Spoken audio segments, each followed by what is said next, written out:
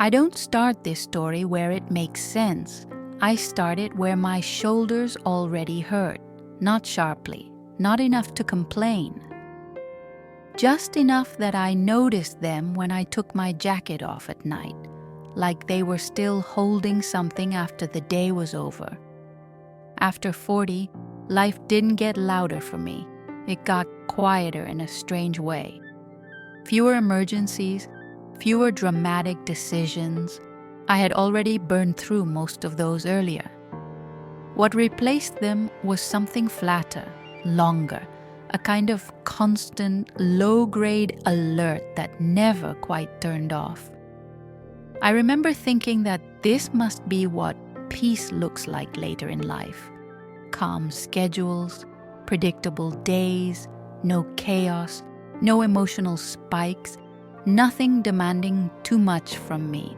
I told myself I was lucky, and I was, in real ways, but my body didn't seem to agree. It's hard to explain how something can feel wrong without feeling dramatic. I wasn't panicking, I wasn't depressed, I slept, I worked, I showed up. I even said I was good when people asked, and I didn't feel like I was lying. Still, my jaw stayed tight. My breathing stayed shallow. My stomach felt like it was bracing for news that never arrived. I started noticing how often I was holding my breath during normal conversations, not because of fear, just habit.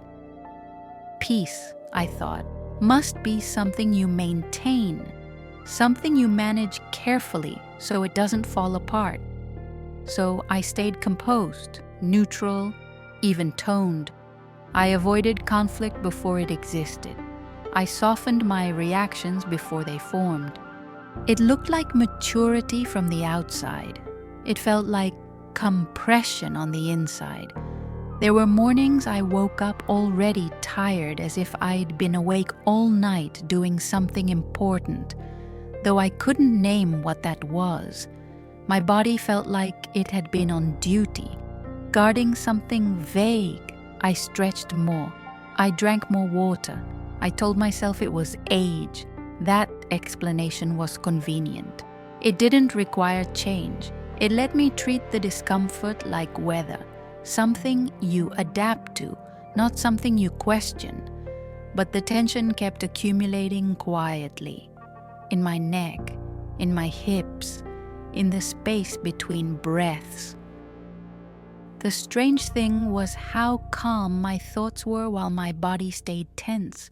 No racing mind, no obvious anxiety, just a body that wouldn't soften.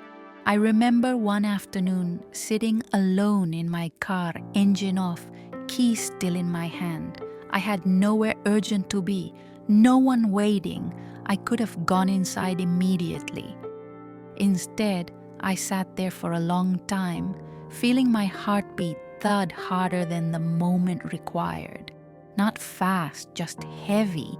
I didn't think anything profound. I didn't have a realization. I just noticed that even in stillness, my body didn't believe we were safe. That was unsettling. Not frightening, just off. I started paying attention after that, not in an organized way, more like curiosity mixed with fatigue. I noticed how often I forced myself into calm, how often I swallowed reactions before they had shape, how quickly I said, "It's fine," without checking whether it actually was. I had confused the absence of disturbance with peace. What I was practicing wasn't rest, it was restraint. There's a difference, but I didn't have language for it then. Only sensations, pressure, holding, a sense that my muscles were always one step away from relaxing but never quite allowed to. Sometimes I'd catch myself unclenching my jaw and feel a wave of relief move down my spine. And it surprised me how strong it was, like letting go of something I hadn't realized I was gripping.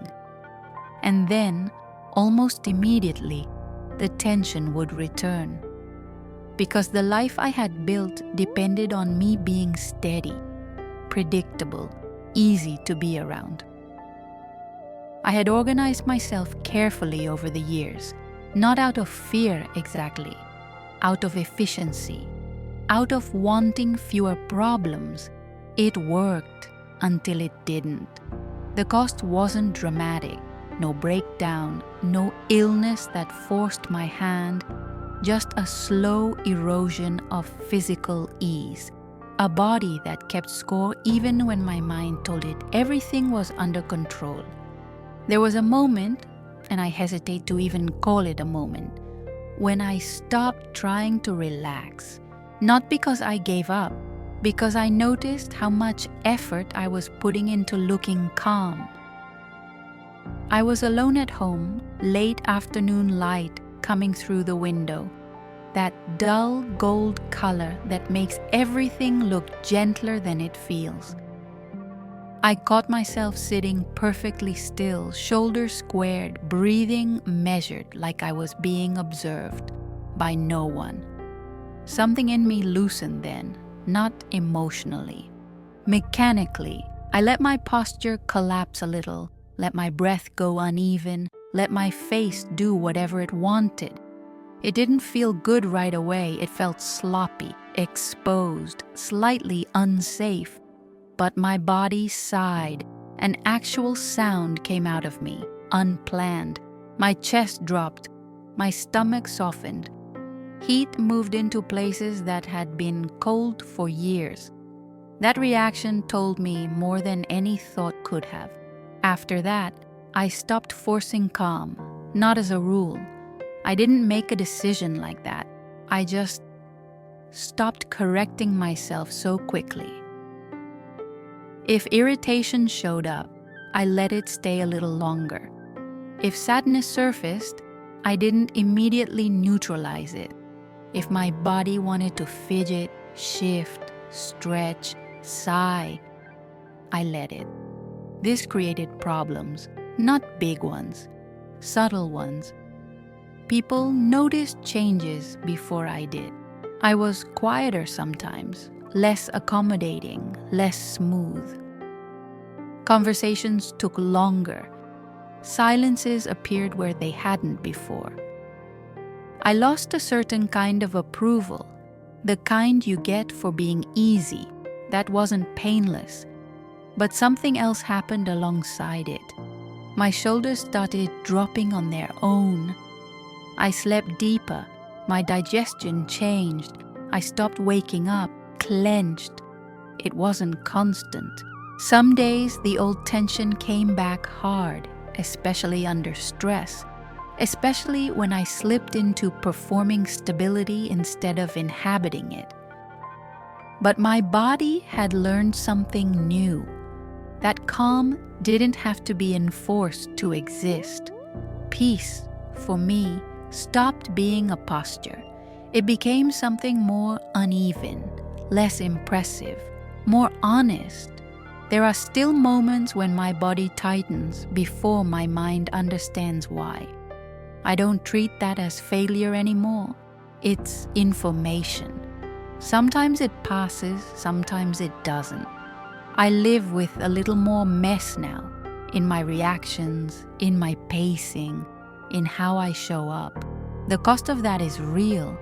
Fewer people misunderstand me, but fewer people feel immediately comfortable around me too. I don't smooth things over as fast. I don't always carry the emotional temperature of the room.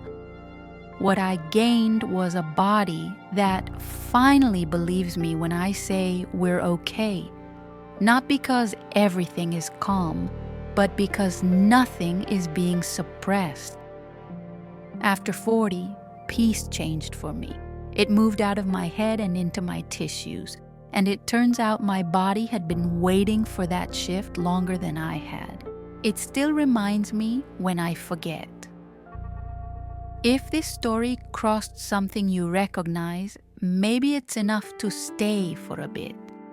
I write and speak like this from experience, not conclusions. If you want, subscribe. And if something stayed with you, leave a comment. I read them, sometimes in silence,